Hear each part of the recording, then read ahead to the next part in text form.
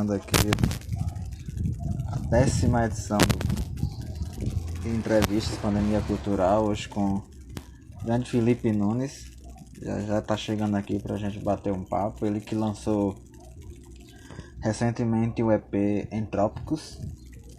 E a gente vai falar sobre esse EP, né? Teve uma galera muito massa participando junto. Ele também é doutorando em antropologia e faz uma pesquisa sobre os Amberacatu, a nação Maracatu Natal. Vai falar também sobre essa pesquisa, né, e sobre todo esse universo musical que envolve o grande Felipe Nunes, né. Só esperando ele chegar aqui pra gente começar esse bate-papo. Lembrando que a live ela fica 24 horas no ar, mas eu também estou postando tudo no YouTube. Então, amanhã de manhã ela já vai estar lá disponível. Tem uma playlist lá, todas as entrevistas que a gente fez até agora. Eu já entrevistei figuras como Irã Barreto, Gil Lima, Osman do BA, Carol Benigno, a Luana Alves da banda Luaz. O grande Felipe já chegou aqui, vou bater um papo aqui. Papo bem formal. Eu sou um entrevistador que não gosto muito de entrevista, eu gosto de conversar, gosto de bater papo. Opa, grande Grande Felipe. Felipe. Opa, tá me escutando direitinho aí? Tô Tô escutando tão bem escutando que eu tão tô bem que eu até me tô até me escutando. escutando. Tá dando eco, é? Tá. Tá. Ixi, não... Será que é no Tu, Instagram? tu tem fone de Tu tem fone de ouvido? ouvido? Tenho. Deixa eu colocar aqui. Eu acho que Eu acho que com fone fica com fone melhor. fica melhor.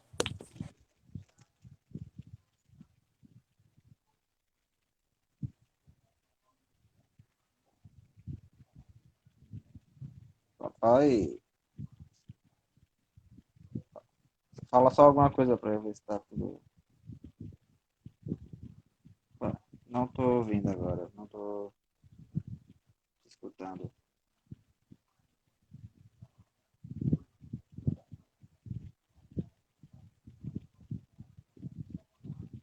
Eu não tô ouvindo. Você está me ouvindo? É. Bom, então vamos sem. Pode tirar o fone então, já que eu não tô conseguindo lhe ouvir, então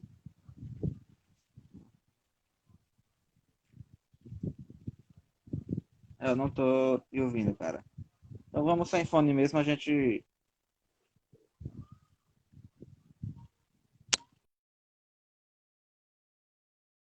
Eu não tô conseguindo ouvir ele vai entrar novamente.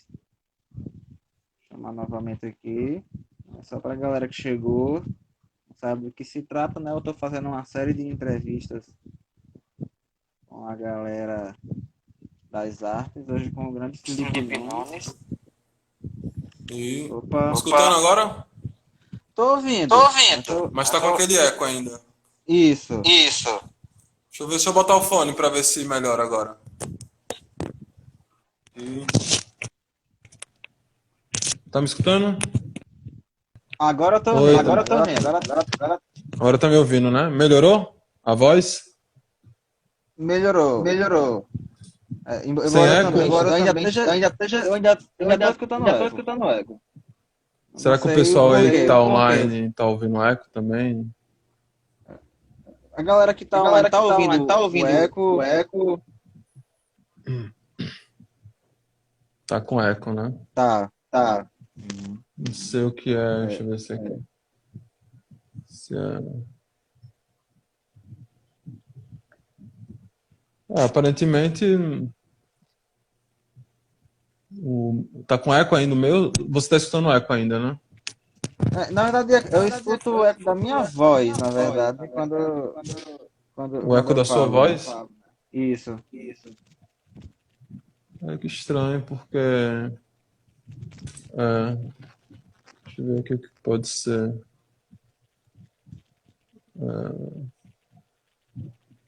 Deixa eu ver aqui, viu? O eco é seu, né? Sempre acontece isso com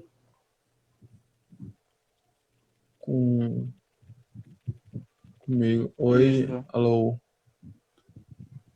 Oi. Tá ouvindo o eco da sua voz? Não, agora.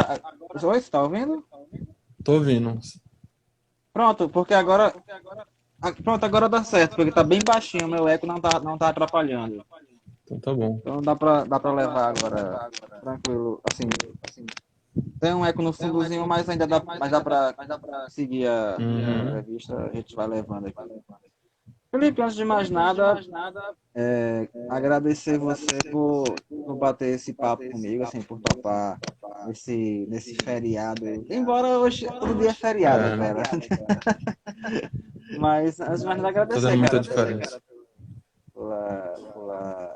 pela disponibilidade. Antes de mais nada, Eu que agradeço o agradecer. convite, né? Eu adoro conversar. Pô, então vai dar muito certo. Cara, vamos começar do trabalho mais recente, a novidade mais recente, né? Que é o EP Entrópicos. Uhum. Foi um ano de processo de gravação. Está aumentando o eco agora. Tá aumentando? Acho que é quando aumenta o volume aqui. É, Pronto. certo. Ó. Então, mas você está conseguindo me escutar, né? Tô conseguindo, né? Pronto, então vamos lá. Foi um ano de processo, de preparação e tal. Conta um pouco desse início, desse processo de construção, de produção do EP. Né? De onde vem. As músicas foram feitas para o EP, ou foi material que você já tinha feito antes? Como é que foi isso? Então, na verdade, esse EP começa a ser pensado no final de 2018, né? Fui provocado por Henrique, que assina a produção do disco, que também ele organiza o selo Risormat Records, né? Que lançou já inúmeros artistas, Luizes Alquimistas, dentre outros, né? E no final de 2018 eu encontro com ele e ele me provoca, fala: "Ei, quando é que você vai gravar seu EP e tal?" E dali surgem as primeiras articulações para começar a pensar esse EP, né? E até então eu queria gravar alguma coisa, obviamente, né? Eu venho tocando na cidade, né? Mas não tinha nada registrado e tinha esse desejo, tinha composições também, né? E aí em março a gente se junta com Pedras de Leão, né? Quem faz a produção musical do disco. Também produz inúmeros artistas aqui, produziu a Ira, produziu Luísa, o último disco dela com o Gabriel do Souto, né? E aí a gente resolve criar o EP, né? E na verdade o EP ele nasce, né, nessa ideia de fazer um registro, né, fonográfico do que eu vinha pensando, só que aí, enfim, bem no começo ali surge a ideia de tentar pensar algo mais conceitual, né, algo que envolvesse uma articulação. Né? Então, das 5 músicas, 4 eu fiz no ano de 2019, pensando exatamente no disco. Né? Só uma das canções, que é a Resiliência, que é a música que eu já tinha, né? Todas as outras elas nasceram a partir dessa ideia. Né?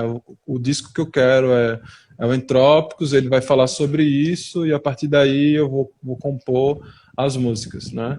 E uma música entrou por último, que foi Por Vir, que era uma música que eu eram inicialmente 4 canções, aí eu via a necessidade de o disco fechar direcionando para algo, né? E na verdade ela acabou sendo a 4ª música na sequência, porque Mandinga saiu antes como single, né? Mas é uma Isso. música que tinha a proposta de fechar o disco. Então o disco nasce dessa, enfim, das minhas inquietações, né? Eu também, enfim, sou quase antropólogo, né? Estou terminando antropologia, o mestrado. Então acaba que ele representa um recorte do meu momento ali, né? De toda uma carreira minha, né? Porque a proposta do disco também tem essa pegada de misturar, né? De desfazer essa ideia de oposição entre sonoridade orgânica e eletrônica. E acabei, obviamente, como eu tinha essa necessidade de pensar algo mais articulado, mais conceitual, que as letras dialogassem entre si, a grande maioria das músicas eu escrevi pensando no disco mesmo. Nossa. Você falou desse lance de juntar a sonoridade orgânica e eletrônica, e realmente a gente escutando o disco, já da primeira faixa a gente já percebe, né? Sons eletrônicos, mas com a flauta no meio. Fala, de onde vêm as influências, assim, quais são as influências principais da sua música que estão presentes, assim, que a gente percebe nitidamente nesse trabalho? Então, justamente por isso, né? Eu sou violonista, né? Eu toco violão, né? Meu instrumento, e eu não queria fazer um disco que ficasse só fechado em voz, violão, ou enfim, com outros instrumentos, né? O violão foi o instrumento que eu parti, o instrumento de partida, né? Dali surgiram as composições, né? Mas eu não queria ficar reduzido só aquilo, e também tinha Pedras assinando a produção musical, que ele é um cara que estuda bastante a música eletrônica, experimental, né? E eu já gosto, porque eu gosto da experimentação, né? Enfim, o próprio nome do disco Entrópicos vem dessa ideia da minha influência do tropicalismo, de Caetano, Gil, Tom Zé, toda essa galera, né? E Pedras estão dentro da produção musical do disco, eu vi uma oportunidade ali de estar explorando cada vez mais isso, né? Então, a ideia de misturar os sons orgânicos, porque aí é a minha formação do violão orgânico, né? E aí, juntando com Henrique Pedras, que já tem um acúmulo bem maior de estudo na música eletrônica, né? E aí, enfim, foram formando as partes, né? Aí, por exemplo, a música Trabanda, eu tinha essa necessidade de ter algo que remetesse ao orgânico de forma mais identificada com a música indígena, né? Então, eu pensei na flauta e eu conhecia Heather, que é professora de escola de música, que é professora de composição maravilhosa, né? Então eu falei, Heather, eu sofejei, né, a minha ideia de arranjo de flauta, e ela 2 dias depois me mandou o arranjo, que eu falei, não, você leu minha mente, né? Até porque, enfim, ela é maravilhosa. E aí também tem a própria Rabeca de Tiquinha na música Trabanda, né? Então foram misturando ali o elemento orgânico, né, da rabeca, da flauta, do próprio violão, né, que eu também, enfim, eu compus a música em cima do violão, né, e aí eu dei a liberdade total para Pedras para ele explorar eletronicamente, com bases eletrônicas, com sintetizadores ali, Henrique Pedras também, né, e aí cobrindo também pela percussão de Kleber Moreira, né, que faz a maioria das percussões do disco, né? Então eu tava com um time muito bom de músicos e eu Foi um grande quis elenco você jantou nesse EP. explorar e dando liberdade para eles. Óbvio que a música tem um conceito, tem uma ideia, mas eles tinham uma liberdade para produzir criativamente em cima daquilo ali, né?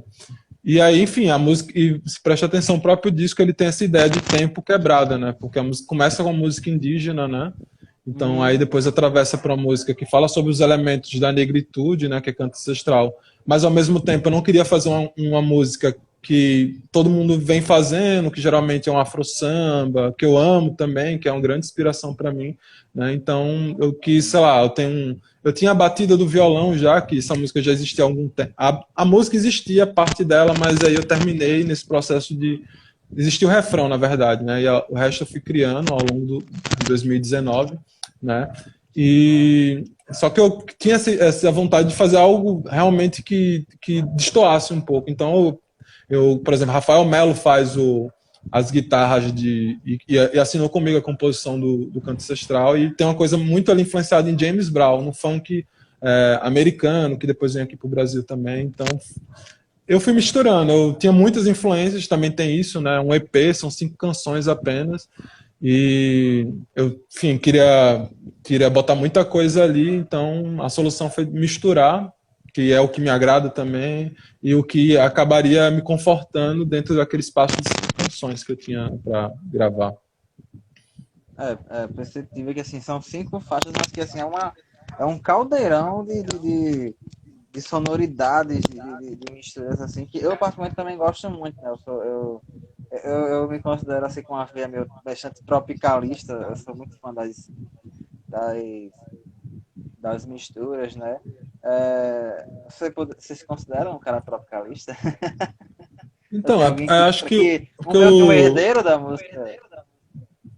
eu não sei, eu não sei, não tenho muitas pretensões, assim. Adoraria se alguém me classificasse como isso, eu não acharia ruim também, né? Mas eu acho que o tropicalismo ele é uma ideia, na verdade, né? Ele responde a um Uhum. contexto, a uma época, né? Que ali no final dos anos 60, início dos anos 70, é uma coisa que eu me dedico a estudar, que eu gosto, né? E eu acho que ele inaugura uma fase na música brasileira que é você ter a liberdade da mistura, né? E você romper a ideia de gueto na música, né? Não é só a turminha da Bossa Nova ali, com a turminha da Jovem Guarda, com a turminha da música regional, enfim, com a turminha do brega que vai surgir nos anos 70, ele rompe com isso, né?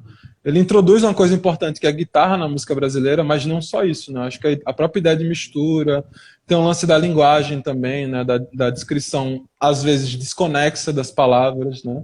Você pegar alguns discos ali na fase já pós-tropicalista, né? Você pegar o Walter Franco, algumas coisas próprias do Malte, né, também. São várias músicas que, à primeira vista, você acaba perdido pela desconexão de palavras, né, junções de termos e significados, né? Mas, enfim, tem um sentido, né? Tem, obviamente, tem o lance da repressão, que obriga também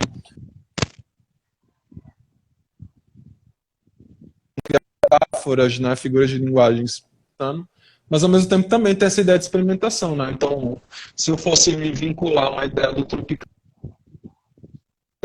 né, e do que eu reivindico, acho que seria mais esse lance da experimentação, né, da mistura, né, da dissolução dessa ideia do que é bom ou ruim, do que pode e do que não pode, né? Eu acho que, para mim, o que ficou de grande inspiração para o tropicalismo é justamente essa ideia de misturar o quanto possível, né?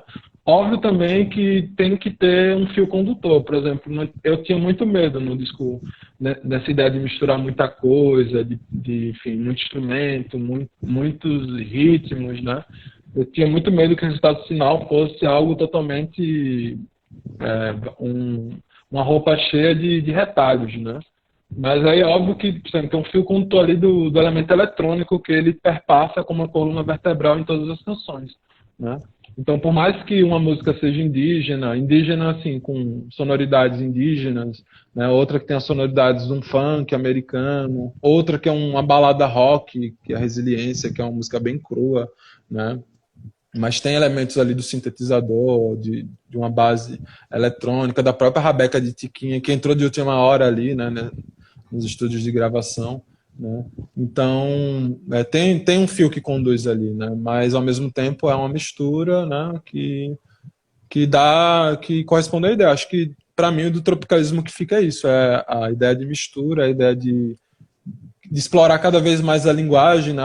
Eu não explorei o quanto eu queria, né, nesse disco, até pela limitação de 5 canções, né? Mas eu tenho pretensões de algo que eu gosto de estudar também, né? Linguagem, semiótica, essas coisas. Então, eu gosto de brincar com as palavras também. Nossa, massa. É, quando eu lhe conheci, de fato, né? Eu lhe conheci numa ocasião, a primeira lembrança que eu tenho já foi de a gente tocando, não juntos exatamente, mas no mesmo evento, que foi aquela épica festa cubana na Resistência. Foi Uhum. um momento histórico que você tem o projeto também da Tríade Rebelde, né? Conta um pouco desse lado de estudar a música cubana, né? E acho que a música latina como um todo, né? Que é até engraçado esse termo latino, porque a gente meio que se exclui, né? Enquanto Uhum. brasileiros, de tipo música brasileira e música latina. E se ignora que a gente também é América Latina. Mas fala um pouquinho de onde vem esse interesse de conhecer mais a fundo essa música, né? E posteriormente criar um projeto que visita esse repertório. Não, justamente, enfim, desde adolescente, enfim, eu gosto muito da música cubana. Música latina, acho que ele remete muito, porque a música brasileira, ela criou uma identidade muito singular, né? Apesar de ter cantores ali que vão beber da influência desse regionalismo latino-americano, como o próprio Milton Nascimento, tem grupos no Brasil, Raíces de América, enfim, que exploram bastante essa veia da música andina, né, que aí se caracterizou muito pelos trovadores,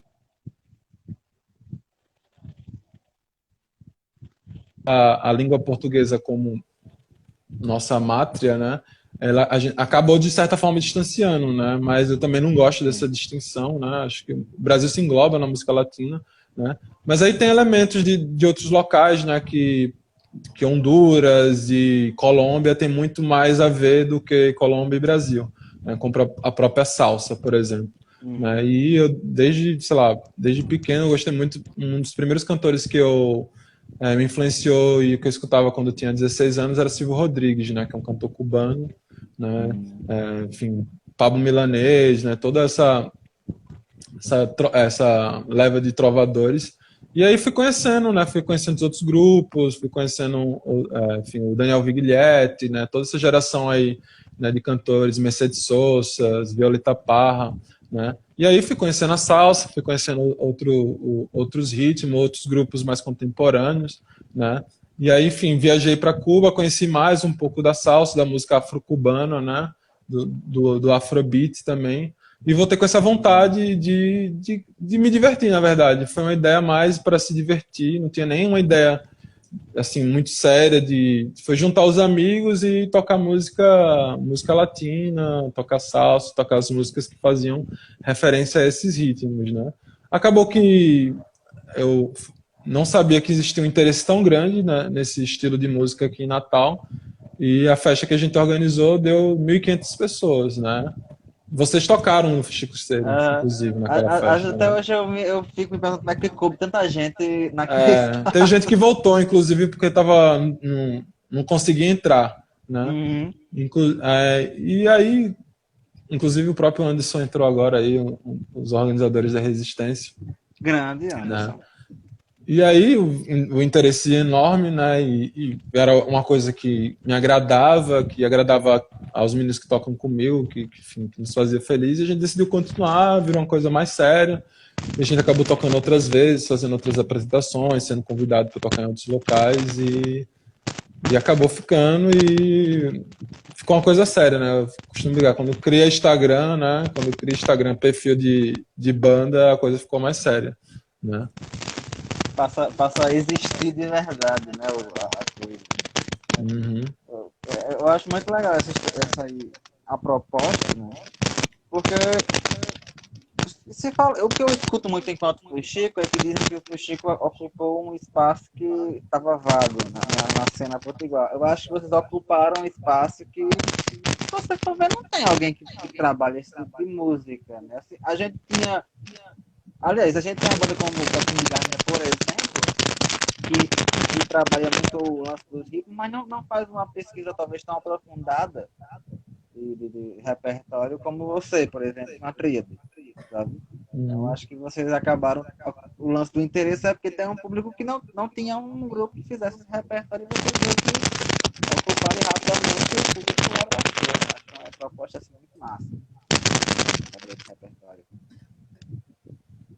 Justamente, né? Acho que tem a ver com justamente isso aí, né? Do interesse enfim, de as pessoas gostarem já, né? E, enfim, não ter a oportunidade de ter alguém tocando aquilo ali, né? E acabou que a gente continuou e, enfim, estamos aí, depois que passar todo esse caos da pandemia, a gente pretende voltar a tocar. Inclusive, a gente tinha um show marcado em abril, mas cancelou porque, enfim, tudo foi cancelado, mas, enfim, a agenda da Tríade continua rolando, assim, a gente sendo convidado, enfim. Massa. Eu ia até falar assim, você lançou o EP no meio já desse caos, né? Já estava planejado o lançamento para esse mês que passou, né? E de repente acabou sendo o lançamento apenas virtual e imagino que haveria um lançamento, teria um objetivo de fazer também um lançamento de show e que acabou não rolando? Então, esse disco demorou muito para sair, né? Enfim, por N fatores. Sobretudo porque eu prezo e os meninos também, o Henrique e o Pedras, muito pelo resultado final, né? Então, o que valia é que o resultado final fosse agradável para todos nós. Então, ele precisou ser editado, mixado, tudo com muita calma, né? Enfim, e a gente há mais de um mês tinha programado já esse lançamento para o dia 3 de abril, né? E calhou que no meio disso tudo aí, enfim, todo mundo entrou em quarentena, acho que começo de março, né? Ah, Meados de março, na verdade, ali todo mundo entra em quarentena e a ideia já era lançar digitalmente, né? Não ia fazer um show de lançamento no dia 3 de ah, abril, não tinha essa ideia. A ideia, na verdade, era lançar o disco e ensaiar, né? Ensaiar nos próximos meses um repertório, que o disco só tem 5 canções, né? Colocar outras canções que porventura não entrou no disco, outras canções que eu ando compondo, né? Influências do disco, né? Então tinha ideia de colocar algumas canções que influenciaram a composição do disco, que estavam lá na minha playlist todo dia escutando para, enfim, pegando ideias de camadas, de sonoridades, né? Então, na verdade, assim, atrapalha mais no sentido de que entrevistas que eventualmente poderiam ter sido feitas em estúdio, né, tiveram que ser adiadas, mas com certeza eu vou lançar esse disco com um show, até porque, enfim, é uma outra pegada, né? Uma coisa, eu aprendi nesse processo de gravação que uma coisa é gravar disco, outra coisa é fazer música ao vivo. São coisas, são do mesmo universo da música, mas são completamente distintos no sentido da execução, né? E da própria, como é que eu posso dizer? Da própria ideia de feeling, né? Do sentimento, né? Acho que são coisas distintas. Ali ao vivo, no calor, né? De todo mundo, e você está diante de um público, gera uma outra resposta, né? Como o que as lives são coisas que são necessárias para o momento também, que a gente vive mais, perde esse contato do calor humano ali, né, do suor produzido, enfim, e geralmente em locais que a gente toca aqui, geralmente em Natal, né, são locais mais fechados, são locais pequenos, né, não são palcos distantes, assim, né. Mas mesmo o palco também, né, acho que, enfim, esse calor, esse olho no olho, né, que acho que falta bastante e que eu com certeza vou querer, quando passar tudo isso, vou querer estar lançando esse disco com um show mesmo. eu não sei como você tá, mas eu, assim, esses dias, a galera postando uma lembrança de um show do Fuxico, e aí foi a primeira vez que realmente bateu a saudade de estar no palco tocando. Realmente, pra quem gosta, assim, você curtiu o lance do estúdio? Assim, você gostou dessa experiência do estúdio, de gravação, de acompanhar um processo de gravação mesmo? Assim, você Não, gostou dessa eu experiência? costumo dizer que é como tatuagem, né? Para quem Hum, já fez tatuagem. Você faz a primeira, você fica querendo fazer um monte depois. Acho que o estúdio ele vai no mesmo sentido, né? Eu comecei a gravar em estúdio, comecei a entrar nesse universo e, sei lá, eu preparei uns 3 discos para os próximos anos, nesse período. Né? Porque é algo totalmente, enfim, é um registro, né? É um registro, é uma coisa que as pessoas podem acessar a qualquer momento, né? É uma coisa que, de fato, ele coloca no mapa da música, né? uhum. Acho que uma coisa é você tocar em barzinho, tocar suas composições também, né? Ou gravar seus vídeos também é outra coisa que pode ser feita, que também cumpre uma função importante, gravar os vídeos e postar nas suas redes sociais. Mas outra coisa é você estar em estúdio com vários músicos, pensando, né? Cada detalhe da canção, tirando, colocando. É um processo mais lento, né? Mas é um processo extremamente prazeroso e eu estou completamente viciado. Tô pensando já o que eu vou lançar, voltei a estudar, tô com Entrópicos ainda para explorar, pretendo tocar o Entrópicos ao longo desse ano, mas eu já tô com a cabeça pensando no que é que eu vou lançar depois, né? E eu acho que daqui pro próximo ano eu já devo lançar alguma coisa novamente, né? Eu vou fazer um questionamento. Você falou do disco e tudo mais, né? E você é praticamente um antropólogo já, e é uma área que eu tenho interesse de ser, né? Eu ia começar os estudos de ciências sociais agora em abril, mas o Uhum. corona atrapalhou meus planos, né? Mas assim, existe uma mudança do comportamento, especialmente da nova geração, porque a gente não é tão velho, mas a gente já é de uma geração que ainda pegou uma época que o disco tinha uma importância. A coisa do disco, você até falou, né? Uma coisa que coloca você no mapa da música. E aos poucos vem se mudando muito esse lance do comportamento com relação ao disco.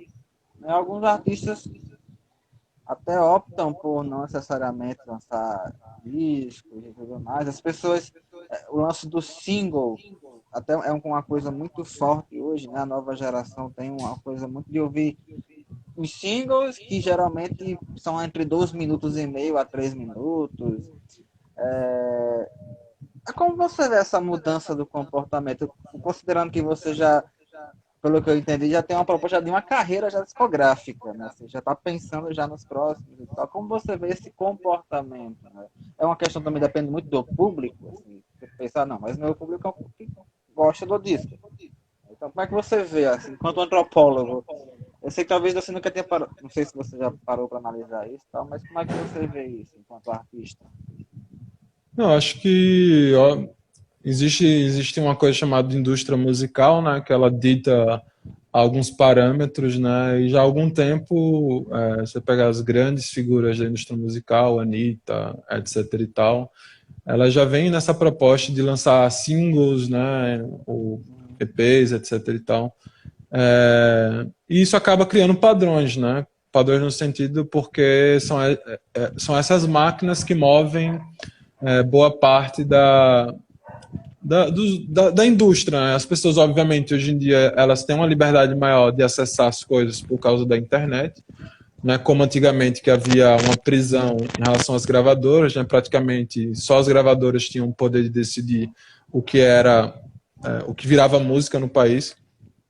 Mas a indústria musical ela acaba ditando algumas coisas e essa ideia do single está muito nisso também. Acho que tem a ver com a facilidade também, né, em que é muito mais acessível gravar. É algo muito caro ainda, né, querendo ou não. Existe muita gente bacana, mas que não tem aporte financeiro para poder gravar suas composições, né? Apesar de haver home studio, haver tudo isso, né, mas requer toda uma questão, né? Para gravar em casa, né, não é algo tão simples, né? Você tem que saber captar o som para não vazar, tem uma série de questões que são fundamentais, né? E, enfim, essa era tecnológica do single, da indústria musical, acaba criando essa ideia de consumo muito rápido, né? Então, se for pegar e perguntar para as pessoas se elas param para ouvir um disco do início ao fim, né? Talvez, né? O disco antigamente condicionava a pessoa, né, a ouvir, porque você levantar toda hora para tirar o disco e colocar, né, a agulha lá era um trabalho, então você acabava escutando o disco todo, né? Então, essa facilidade de você trocar a música a hora que você quiser faz com que as pessoas, muitas vezes, né, não escutem o disco todo, né? Então, tem muito isso, dessa ideia de você querer consumir logo e passar logo para a próxima e não você absorver tudo do que aquela obra está se propondo, né? E meio que, assim, o meu próprio disco, ele caminha um pouco nesse sentido, apesar que eu não estava muito... obviamente, a gente se importa, que a gente quer que as pessoas escutem nossa obra, mas eu queria mesmo que o disco fosse uma coisa mais global, né? Mais global no sentido que tivesse um sentido escutar aquilo tudo de uma vez só, né? E sendo EP, isso acaba criando uma facilidade, porque são 18 minutos ali, né? Que você, talvez se fosse 50 minutos, né? E olha lá, são 18 minutos, mas nem todo mundo escuta os 18 minutos todinho, né? Então, acho que tem muito disso também, da indústria musical, né? Dos seus parâmetros que acaba criando, mas também dessa celeridade da vida, né? Que se tornou que a gente tem que escutar logo e tem que passar a escutar outra coisa, né? Então, acho que são essa série de fatores que condicionam muito essa ideia de singles, das pessoas consumirem mais uma ou outra canção do que o próprio disco como um todo, né? Mas a depender do disco, né? E se você pegar uma banda como o Baiana System, óbvio que tem uns que vão escutar uma música ou outra, mas você pegar são discos para ser escutado do começo ao fim sem parar, né? Então é muito relativo isso, né? Também as coisas mudam muito rápido, né? No mundo que a gente vive. Eu não sei como é que vai ser daqui a pouco, depois da pandemia, como é que vai ser a relação com a música, né? Se essa ideia de live vai perdurar por mais tempo, eu acho que não, né? Acho que é algo realmente mais comportar da realidade que a gente está vivendo, que não pode acessar os shows, porque de fato os shows, a questão física de você circular naquele espaço, encontrar pessoas, é uma coisa que é indispensável. Nada substitui, né? Então Agora, a a música, pergunta que ela é parte é, daquilo dali também. mas a gente ainda vai ter shows no futuro? Assim, Vai. é porque eu também acredito que sim, né? Que eu já vi algumas pessoas assim mais fatalistas. colocando até isso em xeque, né? De não saber se a gente realmente vai conseguir resolver esse problema que está instaurado, e aí fica a dúvida, será que... Porque assim, eu não consigo imaginar a minha vida sem show. E aí eu falo tipo, show para ir assistir mesmo, assim, eu não consigo me imaginar sem isso. Então, por isso que isso é o que me deixa mais em pânico, na verdade, né? De pensar sem esse lado da vida.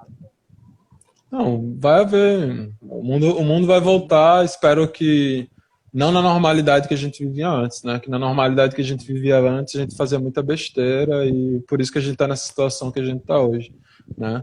Mas, enfim, por exemplo, você pegar a França, outros países estão já pensando em planos de volta e aí com adequações, né? Obviamente que esse primeiro momento, talvez esses ambientes com mais pessoas, né, de grandes públicos, nesse caso os shows se enquadram, eles sejam os últimos a voltarem.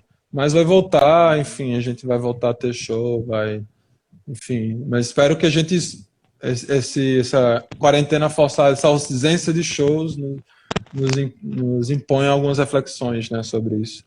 Mas eu também sinto muita falta, tem dias que eu tenho vontade de criar um bar virtual em casa aqui para simular, porque, enfim, é isso, né? Faz parte da nossa construção, tudo aquilo ali, o encontro, a, a troca, o afeto, são coisas que a gente estão negados agora nesse momento e, enfim, faz muita falta.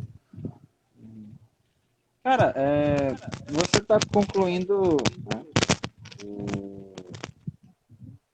o mestrado ou doutorado que você está fazendo agora? Agora fugiu, Mestrado. mestrado, né? E você tem uma pesquisa sobre o Zamberacatu, correto, né? Zamberacatu, né? Sim, sim.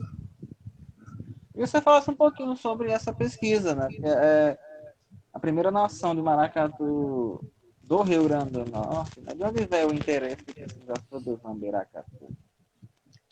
O interesse veio porque eu faço parte do grupo também, né? Então, surge daí, né? Então, estava começando o Você mestrado. já fazia parte do Foi grupo antes? concomitante, foi tudo ao mesmo tempo, né? Eu estava entrando no mestrado, estava entrando no maracatu, né? E, enfim, me encantei, obviamente, né? Com tudo aquilo ali e vi que era uma coisa que a academia precisava refletir sobre aquilo ali e já havia um outro estudo no campo da música, né, sobre o maracatu, mas na antropologia ainda não havia sobre o coco de Zambé, né, no departamento de antropologia, né, que é uma das inspirações do maracatu, e vi que ali era uma coisa que precisava ser evidenciada, né, e a academia precisava estar ali também. Então coloquei meu trabalho a serviço do grupo que eu faço parte, né, e, enfim, e venho estudando essa ideia da invenção da tradição no sentido de que a cultura ela é algo totalmente maleável, flexível, né, e que ela tem muito mais a ver com a ideia de representações de identidade. Né? Então, por mais que o maracatu, por exemplo, seja uma representação extremamente identificada com a cultura pernambucana, né? Mas hoje em dia o maracatu ela é mais do que isso, né? Ela é a expressão, né, da identidade afro-brasileira.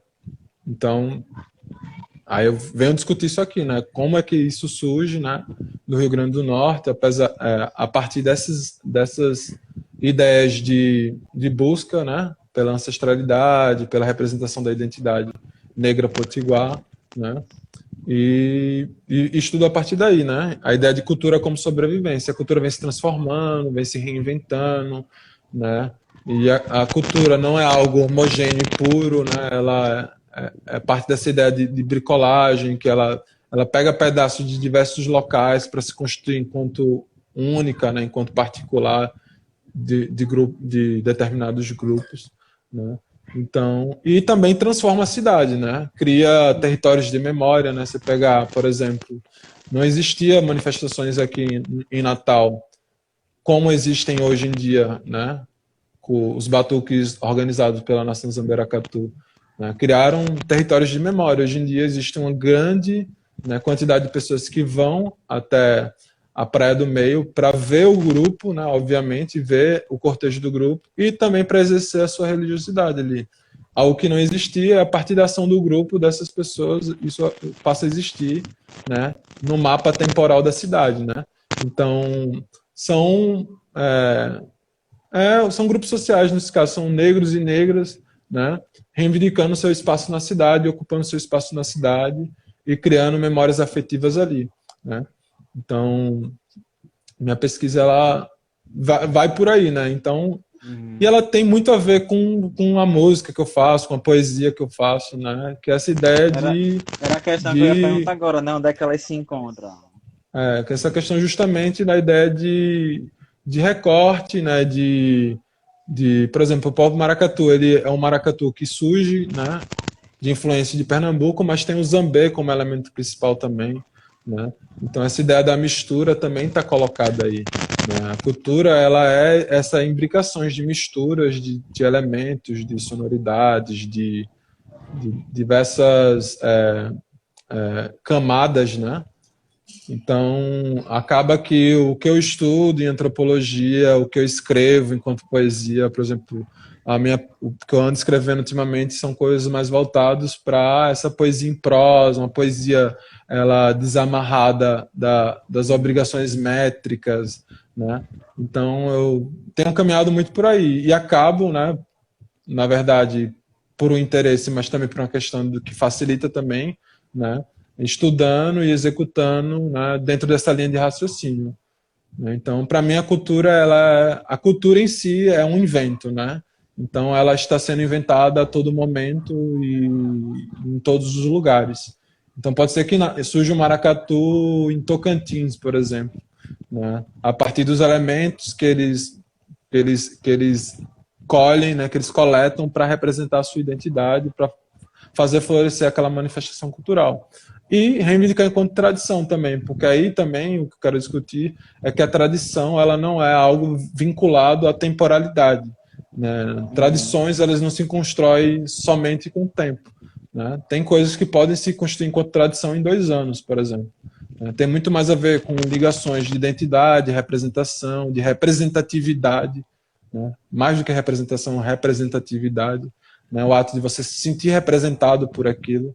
Então, por exemplo, se você for para o Batuque da Rainha do Mar, lá você vai encontrar uma mulher, como eu já encontrei, de Pium, né, que vem de lá de Pium porque se sente parte daquilo ali, porque sua religião está sendo exercida ali também. Então, o que o Zamberacatu faz aqui em Natal é algo espetacular e minha pesquisa está a serviço do meu grupo, né? Não é somente minha, né? De todo o grupo, né? E que eu pretendo defender nos próximos meses aí, né? Apesar que não é fácil escrever com tanta notícia, a gente não tem como se trancar dentro do quarto e ignorar o que está acontecendo à nossa volta, mas eu pretendo até agosto terminar. E, enfim, continuar estudando também, né? Eu sou muito curioso, né, e hiperativo. Então, eu sou uma pessoa que lê 5 livros ao mesmo tempo, lê 4 teorias e provavelmente eu vou continuar estudando. Não sei se eu fico no mesmo tema, mas devo estudar cultura, né? Cultura no sentido da manifestação cultural. Tem algum referencial teórico assim, que você se baseia mais nas suas pesquisas? Eu trabalho bastante com autores pós-coloniais, né?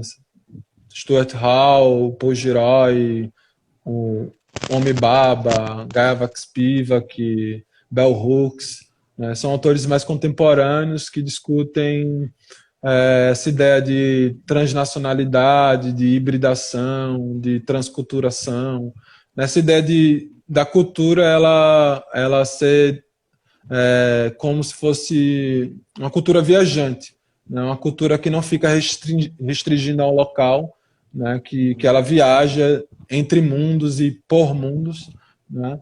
Então, eu trabalho com o Homi Bhabha, que vem discutir cultura enquanto um processo de sobrevivência, né? Porque ele discute cultura a partir das intervenções do colonialismo, né? Então, ele vai questionar essa ideia de pureza que existe em torno da cultura, né? Então, para ele, a tradição, por exemplo, ela é uma coisa importante, mas ela não é definidor da cultura, né? A cultura não é definida por sua tradição, né? Então ele também vai dizer que as culturas elas são misturadas e isso não tem nada a ver com falta de nexo, muito pelo contrário, né? A gente não deve buscar sentidos temporais ou sentidos de linhas de continuidade de uma cultura. Então, se for pegar uma manifestação cultural que tem uma bandeira portuguesa no meio dessa manifestação cultural, como é que apareceu nisso aí é o que menos importa, aquela bandeira portuguesa, né? Porque, de fato, o que importa é qual a representatividade que aquilo tem para o grupo, né? Então, isso vai se inserindo, né? Alguns grupos existem mais, né? Mas a inovação, ela parte da cultura, porque senão ela não sobrevive, né? Para ela sobreviver, ela precisa se misturar, ela precisa incorporar elementos do cotidiano, né? Que não é o mesmo do que quando ela surgiu há 20 anos atrás. Então, esses autores que eu estou estudando vão discutir mais ou menos isso, vão discutir que, por exemplo, o maracatu, né, uma manifestação que, inclusive, ela foi condenada pelos culturalistas durante muito tempo, né, à extinção, porque não conseguia encontrar um momento exato do surgimento do maracatu. Se você for pesquisar, a maioria dos autores, eles não dão data, não dá. Foi fundado em 1892. Sim. Ela é parte de um imbricado de relações ali, né? E isso é o que menos importa, né? Isso a ideia de temporalidade, e esses autores vêm discutir isso. A gente não precisa da data de nascimento para essas manifestações. A gente precisa entender muito mais o contexto em que elas são representadas e o que isso significa, né? Então, eu trabalho muito dentro do contexto da pós-modernidade, da pós-colonialidade, da decolonialidade, né, da ideia de cultura enquanto um invento, enquanto uma bricolagem, enquanto uma mistura. Então, enfim, meu disco ele é resultado também do que eu venho estudando e lendo, e isso é inevitável, porque é o que eu me deparo todo dia, é o que eu leio, é o que me interessa, é o que me dá tesão de pesquisar. Por isso que é um trabalho tão rico. Assim, é um disco que você vê uma riqueza muito grande por toda essa gama de informações que estão, às vezes, talvez para alguém que não tenha a base, essas referências, talvez esteja não esteja tão evidente, mas está tudo nas entrelinhas, né? Assim, está tudo aqui presente. Com relação ainda ao você falou do Zamberacatu e tal, vai criando pontos no mapa da cidade, né? Também você consegue ver também uma contribuição no combate, por exemplo, à intolerância religiosa, que é um problema sempre recorrente quando se fala de religiões de matrizes africanas, né, principalmente. Você consegue enxergar também na sua pesquisa, não sei se isso entra na pesquisa, mas você consegue ver também que, de uma certa forma, o Zamberacatu, nesses cortejos, por exemplo, vai contribuindo para o combate à intolerância religiosa, especialmente às crenças de matriz africana?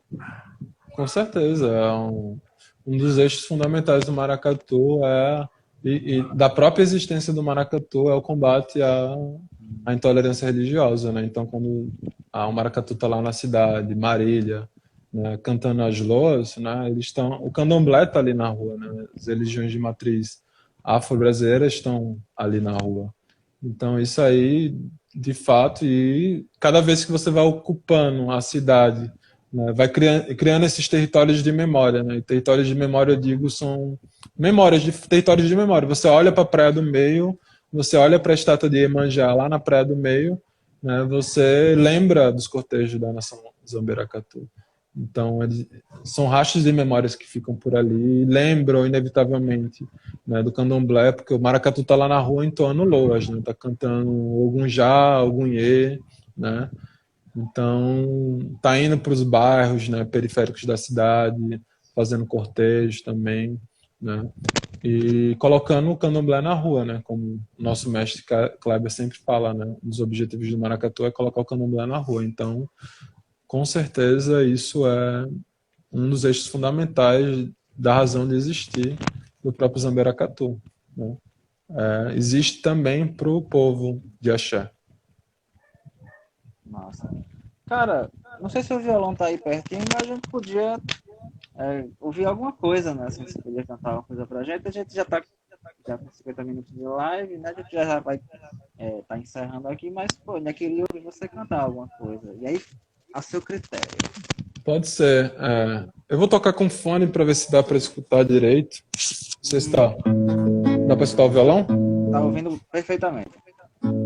Eu vou recomendar que as pessoas escutem o Entrópicos.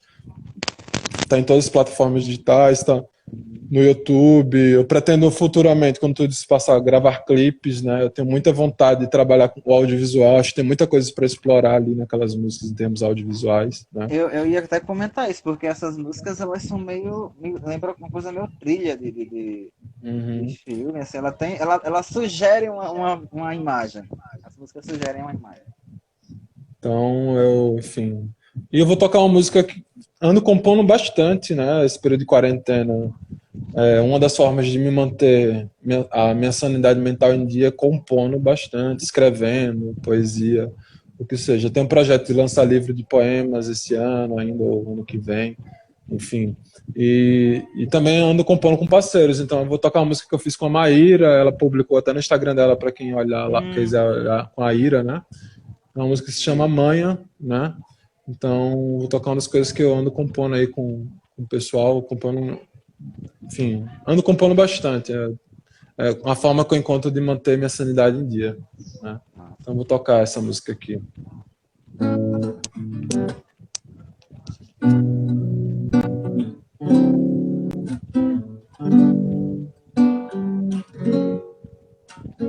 Eu que nunca tive medo de olhar nos olhos, guardo essa força com as minhas pestanas, segura minha mão porque teus olhos são vivos, como se fosse me engolir, devassarão a minha vida.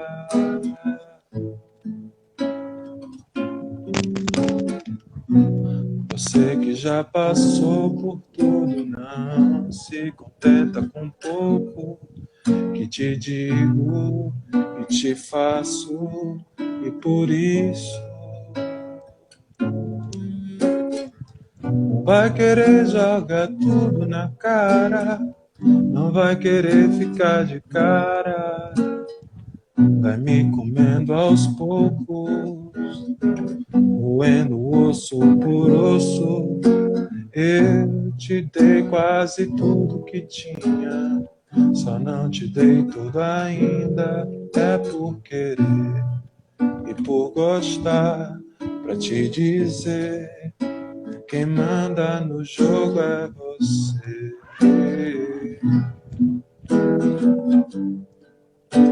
Quem manda no jogo é você.